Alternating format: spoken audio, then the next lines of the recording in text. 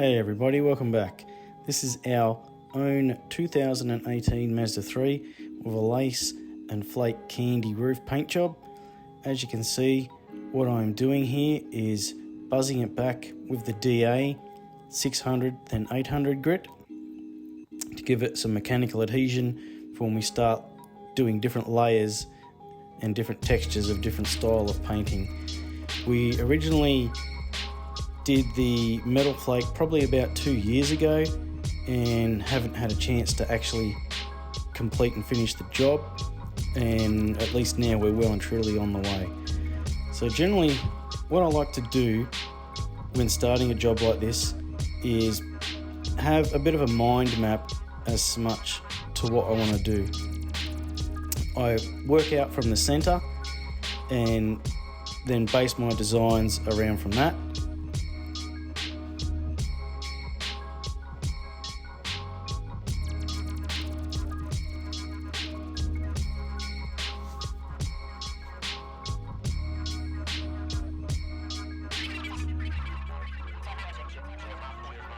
As you can see, I use different shapes and radiuses and angles to achieve a correct and fitting look to the vehicle.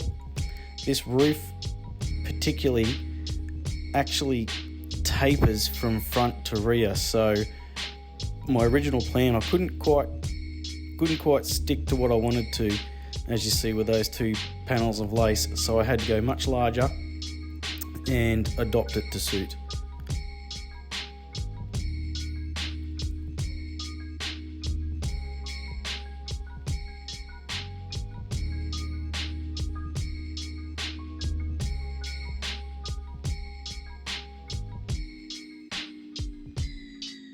The unfortunate thing with a job like this is that masking is an extremely large part of it.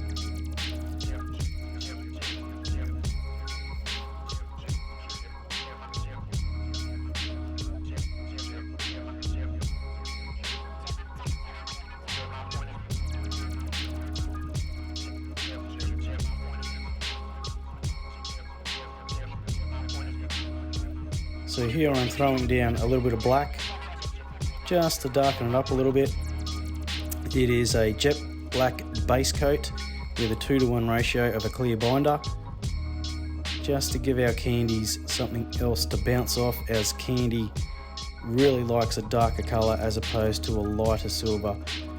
However, we want our candy to be a nice mellow grade texture, so that way we don't lose the metal flake.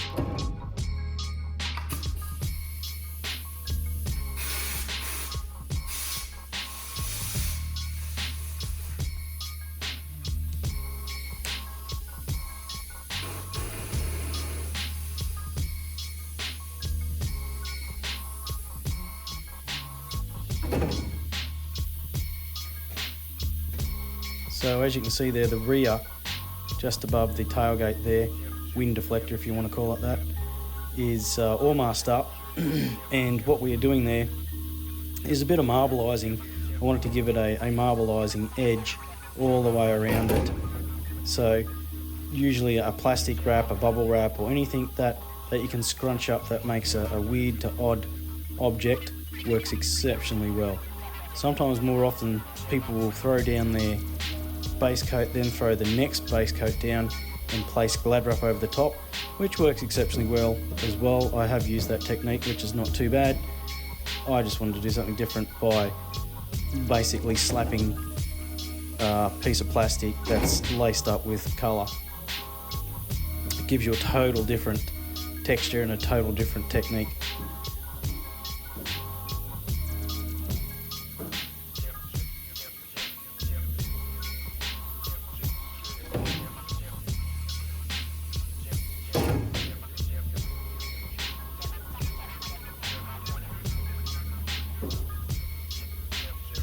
You see me spraying the candy onto the plastic there.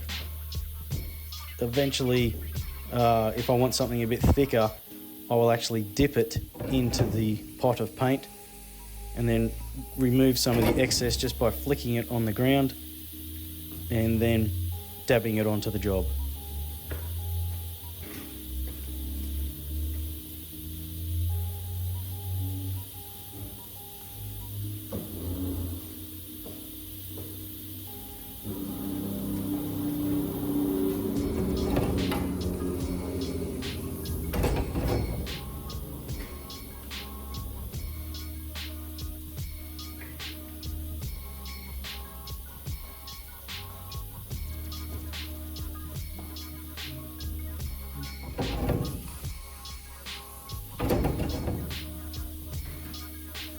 As you can see, this technique can be painstakingly slow.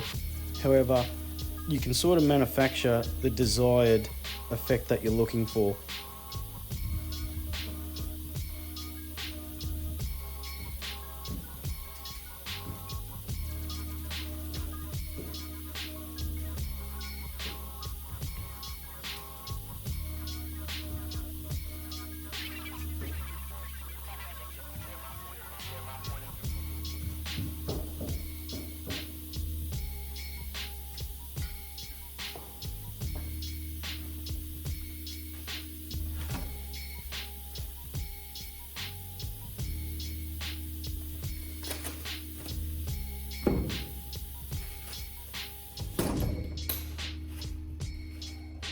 So now I'm dipping the plastic into the black paint pot.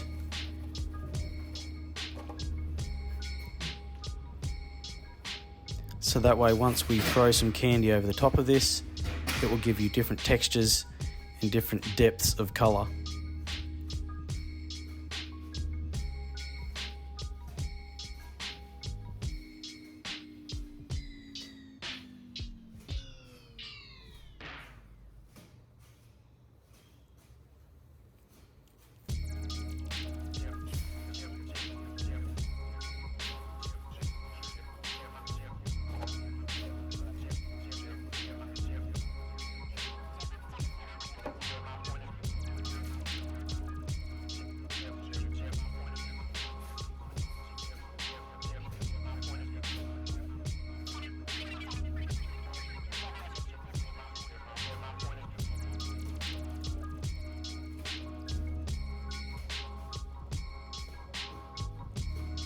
When carrying out a custom paint job like this, there really is no limitation except for your imagination.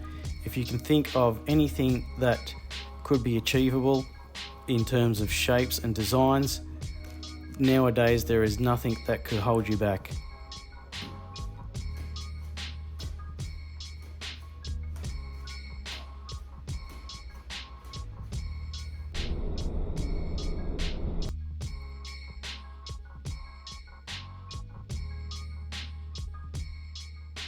Now for the main attraction, throwing some homemade custom candy over the lace.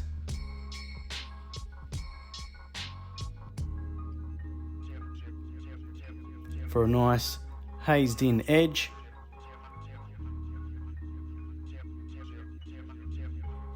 For that there we used the black tinter again, which is a 2-to-1 with a clear binder.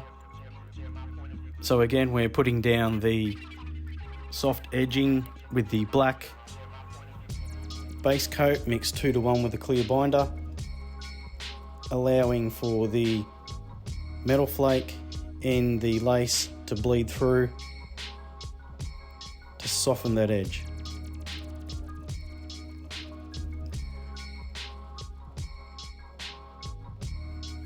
On the back of the tailgate here, we decided to get a little bit creative with the airbrush and cut out some circles to give it a bubble effect.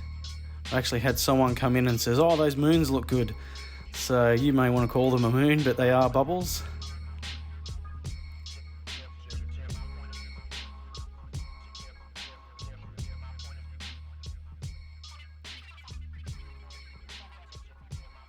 So at this stage here, I'm just masking up different edges and different panels and allowing to give the paint job depth and clarity on different levels, so that way it is not just 2 pieces of lace in the centre.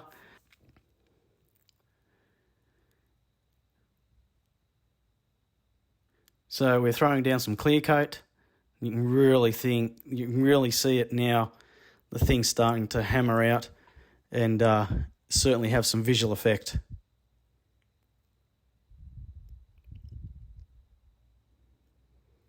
I put on a 3 coats of a HS clear.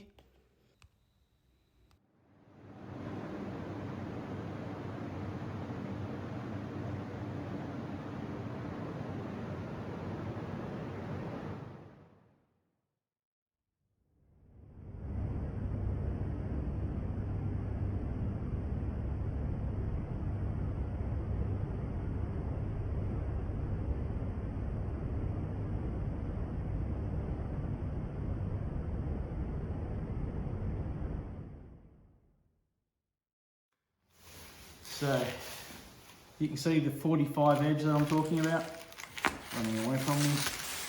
There we go, that's what I'm trying to chase. And this here is basically cutting the edge, so that way it's not going to lift up. Yep. Pull it on back to the okay. We'll start back from here again.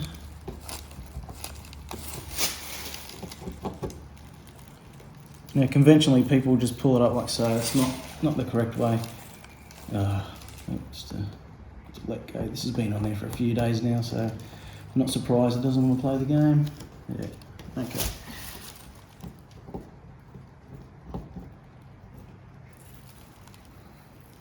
So we'll peel it back on itself. That's how it wants to do it. We will just run with it. Again, you can see that angle, and that will basically cut that edge.